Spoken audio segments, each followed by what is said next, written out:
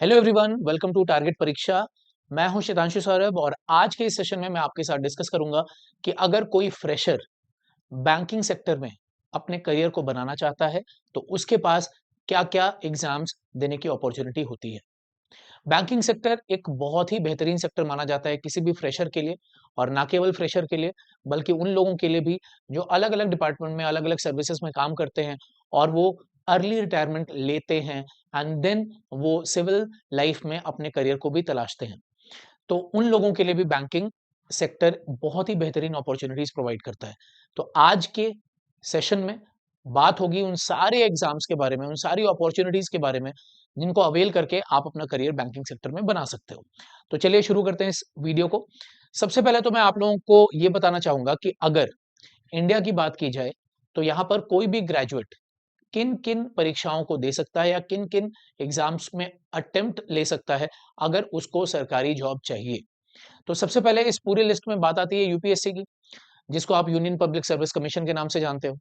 ये इंडिया में grade A level की जॉब्स में एंट्री के लिए एग्जाम कंडक्ट कराता है। इसके द्वारा कंडक्ट कराए जाने वाले जो मेजर एग्जामिनेशन है वो आपको पता ही होंगे। सिविल सर्विसेज का एग्जामिनेशन है, देन उसके अलावा एनडीए, सीडीएस, असिस्टेंट कमांडेंट, तो ये सारे एग्जामिनेशन यूपीएससी के द्वारा कंडक्ट किए जाते हैं। इसके अलावा गवर्नमेंट के किसी भी डिपार्टमेंट में, सरकारी डिपार्टमेंट में अगर आप grade B, C and D level के एम्प्लॉयज की बात करोगे तो वो रिक्रूट करता है स्टाफ सिलेक्शन कमीशन यानी कि एसएससी। इसके अलावा आपको एक रेलवे के एग्जामिनेशन भी कंडक्ट होते हुए दिखाई देते हैं। रेलवे डिपार्टमेंट में जो भी जॉब्स आती हैं, जो भी रिक्रूटमेंट ऑप्शंस होते हैं, उन सब के लिए एग्जाम कंडक्ट कराता है railway, RRB, railway recruitment board.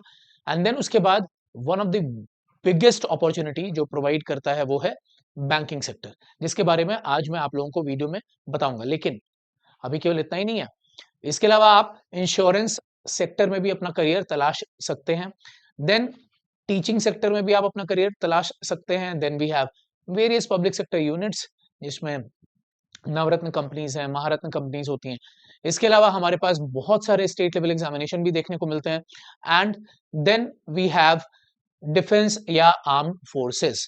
तो ये पूरी लिस्ट है जिसके थ्रू आप सरकारी जॉब्स पा सकते हो। वन बाय वन मैं आपको सभी अपॉर्चुनिटीज के बारे में बताऊंगा, लेकिन आज बातचीत होगी बैंकिंग सेक्टर के बारे में। तो बैंकिंग सेक्टर में हम अपना करियर क्यों तलाशें? अब सबसे पहला सवाल आता है कि हमारे पास जब इतनी सारी अपॉर्चुनिटीज हैं तो why a student should opt banking sector. Banking sector में जाके हमें क्या मिलेगा, और हमारे पास अगर एन नंबर ऑफ अपॉर्चुनिटीज होती हैं तो बैंकिंग सेक्टर हमें क्या नया ऑफर करता है। तो सबसे पहली चीज कि बैंकिंग सेक्टर की बात की जाए तो इंडिया में ये एक ऐसा सेक्टर है जो कि आपको maximum number of examination provide करता है एक साल के अंदर। Maximum number of examination provide करने से क्या होता है, किसी भी फ्रेशर के पास बहुत सारी अपॉर्चुनिटीज होती हैं कि जब सेम लेवल की तैयारी के साथ साथ आपके पास जब बहुत सारी अपॉर्चुनिटीज एक साल में देखने को मिलती हैं, बहुत सारे एग्जामिनेशन देने को मिलते हैं, तो कहीं ना कहीं इतने बड़े लेवल के कंपटीशन में एक जो टफ रास्ता होता है वो क्रैक करना आसान होता है। इंडिया जैसे कंट्री में जहां पर लाखों स्टूडेंट्स सरकारी जॉब्स के लिए फाइट कर रहे होते हैं चंद मुट्ठी भर सीटों के लिए, तो वहां पर हमारे पास एग्जाम्स, नंबर ऑफ एग्जामिनेशंस ज्यादा अगर मिलते हैं किसी सेक्टर में तो वो ब्लेसिंग इन डिस्गाइज माना जाएगा। तो ये एक ऐसा सेक्टर है जो कि बहुत सारे एग्जामिनेशन आपको प्रोवाइड कराता है। उन सारे एग्जामिनेशन के बारे में आज चर्चा होगी। देन उसके बाद इस सेक्टर के बारे में बात की जाए तो बैंकिंग एग्जामिनेशंस सबसे तेज कंडक्ट कराने कराने के लिए फेमस होते हैं, और यहाँ पर जो प्रोसेस होता है रिक्रूटमेंट का वो फेयर एंड ट्रांसपेरेंट होता है।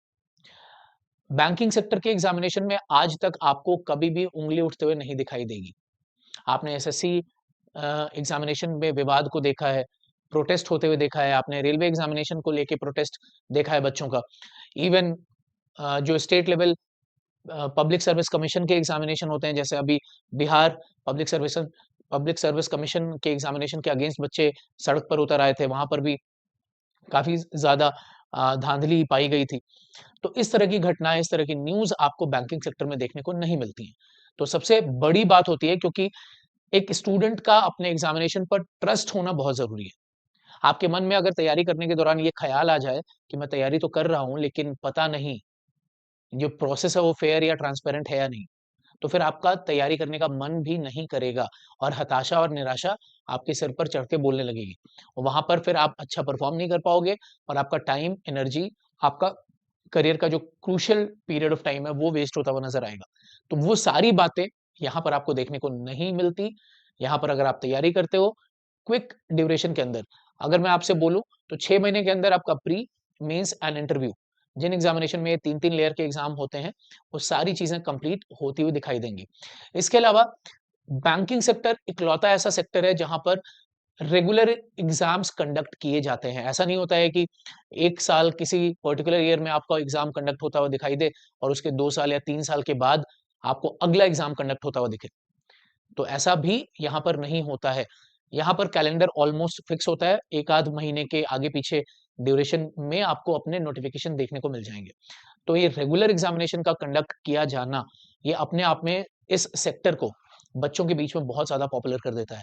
एंड देन उसके बाद ग्रोथ अपॉर्चुनिटीज, अगर आप एक बैंकर बन के किसी भी बैंक में जाते हो काम करने के लिए, तो वो भी आपको टाइम टू टाइम मिलती हैं।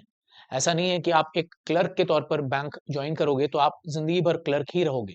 इंटरनल जॉब प्रमोशन एग्जामिनेशंस होते हैं, उसके अलावा सैलरी हाइक के लिए भी एग्जामिनेशन कंडक्ट कराए जाते हैं। तो ग्रोथ एंड करियर प्रोस्पेक्ट किसी भी बैंक में जाके एक स्टूडेंट के पास बहुत अच्छा खासा मिलता है। तो ये कुछ बातें हैं जो कि बैंकिंग एग्जामिनेशन को दूसरे एग्जामिनेशन से अलग बनाती हैं। और मैं डेफिनेटली आप लोगों को रिकमेंड करूंगा कि अगर आप सीरियस कैंडिडेट हो, आप अपने फेयर एंड ट्रांसपेरेंट प्रोसेस को ट्रस्ट करना चाहते हो, आप अपनी मेहनत को सफलता में कन्वर्ट होते हुए देखना चाहते हो, तो डेफिनेटली आप इस सेक्टर को देख सकते हो एज एन अपॉर्चुनिटी। अब बात आती है कि कोई एक फ्रेशर बैंकिंग सेक्टर को कैसे ज्वाइन करेगा। यानी कि किसी भी बैंक में अगर आपको काम करने की इच्छा है और आप फ्रेशर हो जिसके पास कोई भी जॉब एक्सपीरियंस नहीं है, तो आप बैंक को कैसे ज्वाइन करोगे या क्या क्या रास्ते हैं, किन किन दरवाजों के थ्रू हम इस सेक्टर में प्रवेश कर सकते हैं, तो इस पर ही अब चर्चा होगी। तो सबसे पहले मैं आप लोगों को बताना चाहूंगा कि 3 तरीके ऐसे होते हैं जिनके थ्रू कोई भी फ्रेशर एक बैंक में एंट्री ले सकता है। 3 तरह के एग्जामिनेशन है, 3 डिफरेंट टाइप के एग्जामिनेशन है। सबसे पहले होता है ऑफिसर स्केल 1, जिसको हम प्रोबेशनरी ऑफिसर के तौर पर भी जानते हैं, पीओ नाम से भी आप जानते हो। तो किसी भी बैंक में आप ऑफिसर स्केल 1 के तौर पर एंटर कर सकते हो, यानी कि एक पीओ बनकर भी एंटर कर सकते हो। ये मोस्ट पॉपुलर तरीका होता है जहां पर बहुत ज्यादा नंबर ऑफ अपीयरिंग कैंडिडेट देखने को मिलते हैं। साथ ही साथ यहाँ पर नंबर ऑफ सीट्स भी आपको रेगुलरली और काफी मात्रा में दिखाई देती हैं। देन उसके बाद जो अगला तरीका है, अगला दरवाजा है, वो है स्पेशलिस्ट ऑफिसर का। हर बैंक में स्पेशलाइज्ड कामों को करने के लिए स्पेशलाइज्ड लोगों की जरूरत होती है, जैसे कि IT officer, IT related activities को परफॉर्म करने के लिए, लॉ ऑफिसर जो लीगल मैटर्स को हैंडल करते हैं, राजभाषा अधिकारी यानी कि जो बैंकों के बीच में कम्युनिकेशन होता है उनको हैंडल करते हैं। इसके अलावा आप देख सकते हो मार्केटिंग ऑफिसर, जो बैंकों के अलग अलग प्रोडक्ट्स को लोगों तक पहुंचाने का काम करते हैं या मार्केट करने का काम करते हैं। तो इन स्पेशलाइज्ड जॉब्स को करने के लिए बैंकों में आप स्पेशलिस्ट ऑफिसर का रिक्रूटमेंट देखोगे। तो ये एग्जामिनेशन भी आपको time to time equal interval में कंडक्ट होता हुआ दिखाई देगा। तो ये दूसरा तरीका है जिसके थ्रू आप बैंक में प्रवेश कर सकते हो। And then comes the third way, office assistant. Office assistant की पोस्ट को आप क्लर्क के नाम से भी जानते हो। कई बार बच्चे कंफ्यूज हो जाते हैं कि सर ये ऑफिस असिस्टेंट क्या होता है। तो बैंकों में क्लर्क की जॉब यानी कि day to day life bank की एक्टिविटीज को परफॉर्म करने के लिए आपने देखा होगा, आपने कोई भी बैंक विजिट किया होगा, तो वहां पर एक बैंक का मैनेजर होता है और बाकी सारे एम्प्लॉइज बैंक के मैनेजर को हेल्प करते हैं for various day to day life activities. हो सकता है कि जब भी आपने बैंक को विजिट किया होगा तो डेफिनेटली आपका पाला किसी क्लर्क से ही पड़ा होगा, जिसको हम टेक्निकल भाषा में ऑफिस असिस्टेंट के नाम से जानते हैं। तो ये तीसरा तरीका है जिसके थ्रू आप बैंक में प्रवेश कर सकते हो। तो being a fresher there are 3 different levels जिसके थ्रू हम बैंकिंग को ज्वाइन कर सकते हैं एज अ सेक्टर। अब बात करते हैं कि बैंकों को हम अलग अलग कैटेगरी में डिवाइड करते हैं। तो बेसिकली इंडिया में जो बैंकिंग प्रोसेस है उसको 4 डिफरेंट टाइप के बैंकों में डिवाइड कर दिया जाता है। मैं one by one her type के बैंक में जो आपके पास अपॉर्चुनिटी है, एग्जाम है, उन सबको एक्सप्लेन करूंगा। तो सबसे पहले मैं आपसे बात करूंगा रेगुलेटरी बॉडीज के बारे में। तो इंडिया में कुछ बैंक रेगुलेटरी बॉडीज या रेगुलेटरी बैंक्स के नाम से जाने जाते हैं। इनका काम होता है किसी भी पर्टिकुलर सेक्टर के में काम करने वाले बैंकों के बारे में रूल्स एंड रेगुलेशंस को तय करना या उनको रेगुलेट करना, उन पर एक चेक लगाना। तो उन बैंकों को हम नाम देते हैं रेगुलेटरी बॉडीज, जैसे कि RBI, reserve bank of India, NABARD, national Bank for Agriculture and Rural development. इसमें सेबी का नाम भी आप रख सकते हो, securities and exchange board of India. इसके अलावा इंश्योरेंस सेक्टर को रेगुलेट करने के लिए भी है IRDAI, यानी कि Insurance Regulatory and Development Authority of India. इसके अलावा प्रोविडेंट फंड को या पेंशन फंड को भी मैनेज करने के लिए ऑर्गेनाइजेशन होती है। तो ये सारी चीजें रेगुलेटरी बॉडीज के कैटेगरी के अंदर आपको देखने को मिलेंगी। इसके अलावा जो दूसरी कैटेगरी ऑफ बैंक्स होते हैं उनको हम कहते हैं पब्लिक सेक्टर बैंक्स।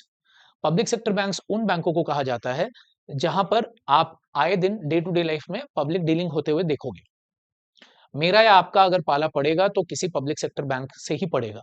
मैं अगर अपना बैंक अकाउंट खुलवाने जाऊंगा तो मैं रेगुलेटरी बॉडीज में नहीं जाऊंगा, मैं पब्लिक सेक्टर बैंक में ही अपना बैंक अकाउंट खुलवा सकता हूं, या आप भी किसी पब्लिक सेक्टर बैंक के साथ ही इंटरेक्ट कर सकते हो। तो पब्लिक सेक्टर बैंक्स के अंदर हम उन बैंकों को रखते हैं जहां पर डायरेक्ट गवर्नमेंट का कंट्रोल होता है और वो पब्लिक के साथ डील करते हैं। देन अपार्ट फ्रॉम दैट, जो थर्ड कैटेगरी होती है, वैसे तो ये पब्लिक सेक्टर बैंक ही कहलाती है, यानी कि गवर्नमेंट का शेयर होता है इसके अंदर, लेकिन इसको totally different category of bank माना जाता है। इसको कहते हैं rural banks, regional rural banks, यानी कि RRBs। इनका काम होता है रूरल सेक्टर को में बैंकिंग को प्रमोट करना या रूरल एक्टिविटीज में फंड को प्रमोट करना। तो ये कहलाते हैं RRBs, यानी कि रूरल बैंक्स, जिनको हिंदी में आप कहते हो ग्रामीण बैंक, क्षेत्रीय ग्रामीण बैंक। तो ये भी आपको बैंकिंग सेक्टर का एक इंपॉर्टेंट पिलर के तौर पर दिखाई देंगे। And then comes the private sector banks. तो आपने प्राइवेट सेक्टर बैंक्स भी देखे होंगे अपने घरों के आसपास, that is ICICI bank, axis bank, Kotak Mahindra bank and other banks.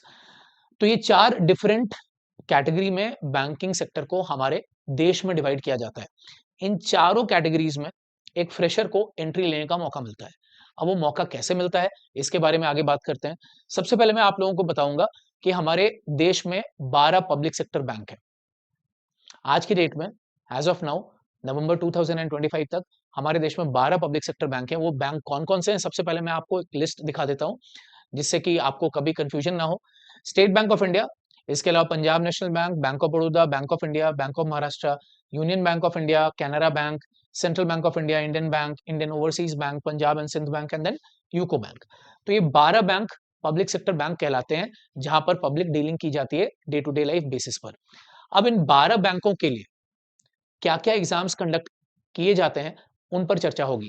तो स्टेट बैंक ऑफ इंडिया को मैंने बाकी के 11 बैंकों से थोड़ा सा अलग रखा है। उसको अलग रखने का रीजन ये है कि SBI अपने एम्प्लॉयज को रिक्रूट करने के लिए टोटली सेपरेट एग्जाम कंडक्ट कराता है। और ये कितने एग्जाम होते हैं, बेसिकली ये 3 एग्जाम कंडक्ट कराता है फॉर अ फ्रेशर। तो अगर आप स्टेट बैंक ऑफ इंडिया में काम करना चाहते हो तो एज अ PO अगर एंट्री करना चाहते हो तो state bank of India PO का एग्जाम देना पड़ेगा आपको। एज अ क्लर्क एंटर करना चाहते हो तो SBI क्लर्क का एग्जाम देना पड़ेगा। और अगर आप एज स्पेशलिस्ट ऑफिसर एंटर करना चाहते हो तो आपके पास SBI का SO एग्जामिनेशन देखने को मिलेगा। तो SBI 3 डिफरेंट एग्जामिनेशन कंडक्ट कराता है फॉर एनी फ्रेशर। अब बात करते हैं 11 दूसरे पब्लिक सेक्टर बैंकों की। तो ये जो 11 बैंक है वो मिल के IBPS के थ्रू अपना रिक्रूटमेंट प्रोसेस कंप्लीट करते हैं। IBPS बैंकों की एग्जाम कंडक्टिंग बॉडी कहलाती है, institute of banking personal selection इसका फुल फॉर्म है।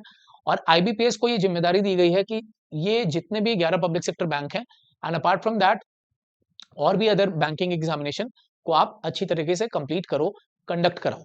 तो ये 11 बैंकों की जो एग्जाम कंडक्टिंग बॉडी है वो IBPS है। और इन 11 बैंकों की जो कंबाइंड नोटिफिकेशन आपको देखने को मिलती है वो 3 अलग अलग एग्जामिनेशन के फॉर्म में देखने को मिलती है, and that is IBPS PO, IBPS clerk and IBPS का स्पेशलिस्ट ऑफिसर। तो आप एज अ PO ज्वाइन कर सकते हो इन 11 बैंकों को, या एज अ क्लर्क ज्वाइन कर सकते हो, या फिर स्पेशलिस्ट ऑफिसर के तौर पर भी इन बैंकों को ज्वाइन कर सकते हो। तो कुल मिलाकर अगर हम पब्लिक सेक्टर बैंक्स की बात करें तो 6 एग्जामिनेशन आपके सामने है। एंड देन मूविंग ऑन, अब हम बात करेंगे हमारे पास रीजनल रूरल बैंक्स के बारे में।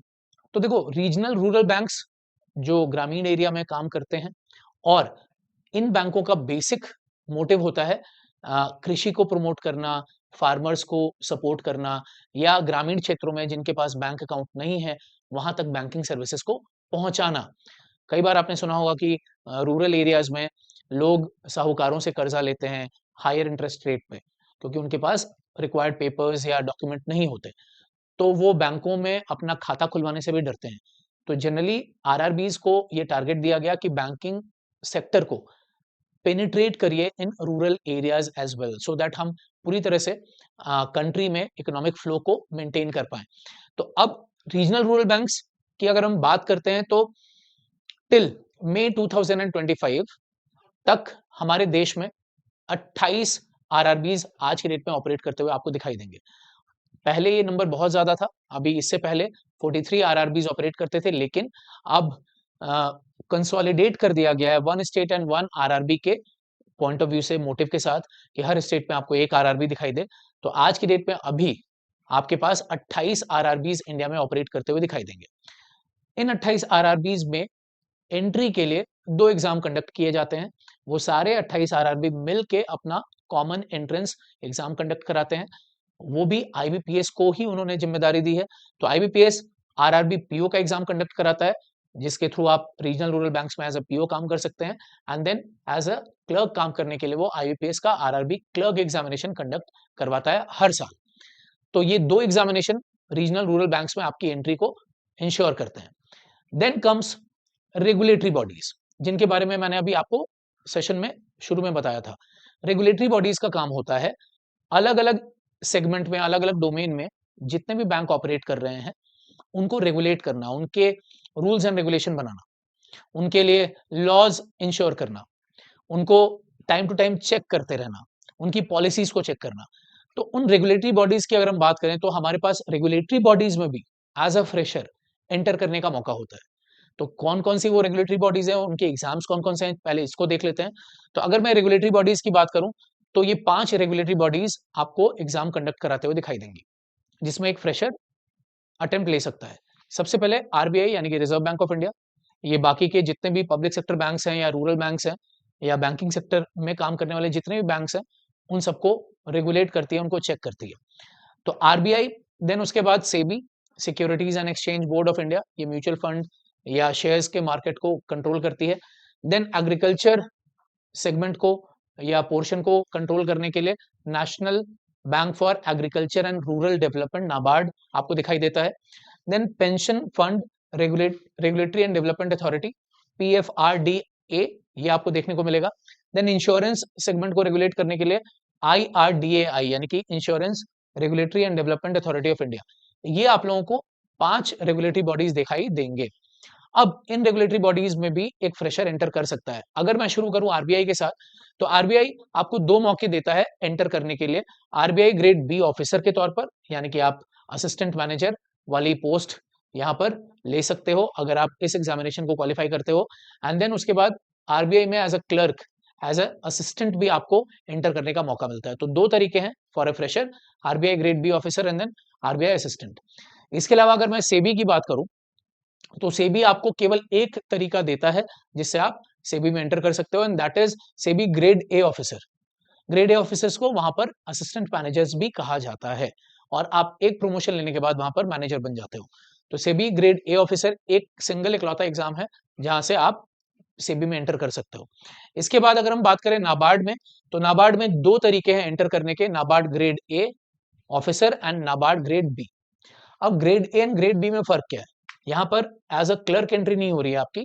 ग्रेड ए में अगर आप एंटर करते हो यानी कि आप असिस्टेंट मैनेजर की प्रोफाइल को पाओगे, एंड अगर ग्रेड बी की बात करते हो तो that is what we call managers.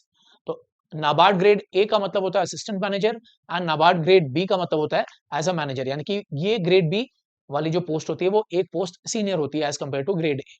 तो ये 2 तरीके हैं जिसके थ्रू फ्रेशर एंटर कर सकता है। देन यहां पर अगर हम बात करें तो पीएफआरडीए, यहां पर ग्रेड ए ऑफिसर के तौर पर आपकी एंट्री होती है। यहां पर भी आपको एक ही मौका मिलता है, दैट इज असिस्टेंट मैनेजर का। एंड देन उसके बाद हम बात करते हैं आईआरडीएआई की, यानी कि Insurance Regulatory and Development Authority of India. तो यहां पर भी असिस्टेंट मैनेजर्स की ही एंट्री होती है। तो यहां पर ये एग्जामिनेशन है जिसके थ्रू आप किसी भी रेगुलेटरी बॉडीज में एंटर कर सकते हो बीइंग अ फ्रेशर। अब हम बात करते हैं प्राइवेट सेक्टर बैंक्स की। तो प्राइवेट सेक्टर बैंक्स को लेके बहुत सारे स्टूडेंट्स के बीच में एक कौतूहल बना होता है, कंफ्यूजन बना होता है कि सर प्राइवेट सेक्टर बैंक्स में हमें बहुत ज़्यादा काम करना पड़ेगा, टारगेट बहुत ज़्यादा होगा। तो मैं आपको आज की डेट में बताऊं तो बैंकिंग सेक्टर ओवरऑल ये थोड़ा तो टारगेट ड्रिवन है ही, मैं प्राइवेट सेक्टर बैंक्स को इसलिए भी सजेस्ट कर पाऊंगा आपको, बिकॉज यहाँ पर 2-3 एडवांटेज भी आपको मिलते हैं। सबसे पहली बात कि प्राइवेट सेक्टर बैंक्स आपकी जॉब लोकेशन को जनरली टियर 1 टियर 2 सिटीज में ही रखता है, बहुत रूरल एरियाज में आपकी पोस्टिंग नहीं आती। इसके अलावा अगर आप काम करने का इन्वायरमेंट या एटमोसफेयर देखोगे, खास करके बीइंग अ फीमेल कैंडिडेट, तो वहां पर आपको बहुत ही साफ सुथरा और एक हेल्दी इन्वायरमेंट देखने को मिलता है। प्लस प्राइवेट सेक्टर बैंक्स में आपका कम्युनिकेशन स्किल, आपको अपनी टैलेंट को पोर्ट्रे करने की स्किल दिखाने का मौका मिलता है, वहां से आप ग्रो भी कर सकते हो। और टाइम टू टाइम अगर आप बैंकों को स्विच करोगे तो आपका पैकेज भी काफी तेजी से बढ़ सकता है। तो ये कुछ रीजंस हैं जिसके थ्रू आप प्राइवेट सेक्टर बैंक्स को भी ऑप्ट कर सकते हो। अब बात आती है कि इंडिया में आज की डेट में अभी total 21 private sector banks operate कर रहे हैं। वो लिस्ट आपके सामने है, आप देख सकते हो। इनमें से बहुत सारे बैंक आपके घरों के आसपास आपने देखे भी होंगे, या हो सकता है आपके घर वालों का या आपका खुद का अकाउंट होगा इनमें से किसी एक प्राइवेट सेक्टर बैंक में। तो ये 21 प्राइवेट सेक्टर बैंक्स हैं जो कि आज की डेट में इंडिया में ऑपरेट कर रहे हैं। ये पूरी लिस्ट है, आपके पास ये नंबर होना चाहिए। देन इसके बाद अगर मैं बात करता हूं प्राइवेट सेक्टर बैंक्स की, तो प्राइवेट सेक्टर बैंक्स में एंटर करने के लिए बेसिकली 4 तरीके हैं। पहला तरीका है, इनका डायरेक्ट एप्लीकेशन फॉर्म आप फिल करिए, एग्जाम दीजिए, एग्जाम के कंडक्टिंग प्रोसेस में पार्टिसिपेट करिए, एंड देन उसके बाद फाइनल रिक्रूटमेंट आपका हो जाएगा। तो डायरेक्ट ऑनलाइन एप्लीकेशन कहां से आपको देखने को मिलेगी? तो यहां पर हर बैंक की होम वेबसाइट को आपको विजिट करना होगा। वहां पर उनका एक करियर ऑप्शन दिखाई देगा। उस करियर वाले ऑप्शन को आप time to time regular interval पर चेक करते रहिए। आपको 3 डिफरेंट टाइप की पोस्ट देखने को मिलती हैं। अगर आप उनके होम वेबसाइट पे जाके करियर वाले ऑप्शन को चेक करोगे, तो वहां पर junior officer, sales officer and executive, ये 3 तरह की प्रोफाइल आपको देखने को मिलेगी। जो भी आपकी वैकेंसी जब भी आपको दिखाई दे, आप वहां पर अप्लाई कर सकते हो बीइंग अ फ्रेशर। इसके अलावा बैंक स्पेसिफिक ट्रेनिंग प्रोग्राम के थ्रू भी ये रिक्रूट करते हैं। जैसे कि ये जो प्राइवेट सेक्टर बैंक्स होते हैं, इनके मणिपाल स्कूल ऑफ बैंकिंग के साथ टाई अप होते हैं। जैसे कि Axis Bank Young Bankers Programme conduct कराता है, वहां पर फ्रेशर्स को रिक्रूट करता है। इसके अलावा आईसीआईसीआई बैंक का भी पीओ प्रोग्राम है। इसके अलावा कोटक महिंद्रा भी अपने पीओ प्रोग्राम को रन करता है मणिपाल स्कूल ऑफ बैंकिंग के थ्रू। तो मणिपाल में एक मणिपाल स्कूल ऑफ बैंकिंग है, जहां पर वो आपको post graduate diploma in banking या post graduate diploma in finance, इसकी डिग्री देता है, डिप्लोमा कराता है। 9 महीने की ट्रेनिंग होती है, 3 महीने का आपको बैंक में जाकर ट्रेनिंग कंप्लीट करनी पड़ती है। ओवरऑल 1 ईयर का ट्रेनिंग प्रोग्राम होता है, एंड देन उसके बाद आपको फाइनली एक बैंक अलॉट कर दिया जाता है। तो बैंक स्पेसिफिक ट्रेनिंग प्रोग्राम्स में भी आप ऑप्ट कर सकते हो, और यहाँ पर आपको एक डिप्लोमा भी करवाया जाता है, जो कि आगे चल के आपके बैंकिंग के करियर में डेफिनेटली आपको हेल्प करता है। देन इसके अलावा अगर बात की जाए तो private sector banks campus placement के थ्रू भी अपना रिक्रूटमेंट कंडक्ट कराते हैं। अलग अलग कॉलेजेस में वो विजिट करते हैं, वहां पर फ्रेशर्स को डायरेक्टली कॉलेज से ही रिक्रूट करते हैं। And then the last is through recruitment drives. तो रिक्रूटमेंट ड्राइव कोई रेगुलर कंडक्ट होने वाली घटना नहीं होती। आप वहां पर अलग अलग जॉब पोर्टल्स के थ्रू इनके रिक्रूटमेंट को होता हुआ देखोगे, जैसे कि naukri.com हो गया। न्यूज़पेपर में भी इनके एड्स टाइम टू टाइम आते रहते हैं। रीजन वाइज, जोन वाइज जो भी इनके पास वैकेंसीज होती हैं, उनको वो यहाँ पर डिस्प्ले करते हैं। आप उनको अगर चेक करते हो रेगुलरली, तो वहां पर भी आपको मौका मिल सकता है। एंड देन उसके बाद कभी कभी स्पेसिफिक ब्रांचेस में या किसी जोन में भी वॉक इन इंटरव्यू कंडक्ट किए जाते हैं। तो इसके लिए आपको टाइम टू टाइम इन जॉब पोर्टल्स को विजिट करते रहना होगा। तो ये 4 तरीके से किसी भी प्राइवेट सेक्टर बैंक में आपकी एंट्री हो सकती है। तो ये कहानी थी आज की, यानी कि एक फ्रेशर किसी भी बैंकिंग सेक्टर को या किसी भी बैंक को किस तरीके से ज्वाइन कर सकता है। अगर आपको ये जानकारी अच्छी लगी और आप इस मामले में यानी कि बैंकिंग सेक्टर के एग्जामिनेशन के बारे में भी और इन डेप्थ नॉलेज चाहते हो, तो मुझे कमेंट सेक्शन में जरूर बताओगे। मैं आने वाले वीडियोस में आपकी डिमांड के अकॉर्डिंग ही वो सारे वीडियोस को प्लेस करूंगा और आपके सामने रखूंगा। आई नो कि बहुत सारे स्टूडेंट्स और भी ज्यादा जानने के लिए क्यूरियस होंगे, तो उसके लिए आपको एक काम करना है, इस सेशन को शेयर कर देना है, लाइक कर देना है, और कमेंट सेक्शन में जो भी आप चाहते हो मुझसे कि आने वाले वीडियोस में ये चीजें मैं कवर करूं, तो वो डेफिनेटली बताएंगे। आप मुझसे डायरेक्टली कनेक्ट कर सकते हो ऑन माय इंस्टाग्राम, एंड ये टेलीग्राम ग्रुप है जहां पर आपको बाकी की डिटेल्स भी टाइम टू टाइम मिलती रहती हैं। तो बाकी की जानकारी के लिए और भी इंफॉर्मेटिव वीडियोस के लिए और इन्फॉर्मेशन के लिए आप चैनल पर जुड़े रहिए, और बहुत सारी इस तरह की इंपॉर्टेंट करियर ओरिएंटेड वीडियोस के साथ मैं टाइम टू टाइम यहाँ पर आपको मिलता रहूंगा। Thank you so much, all the best.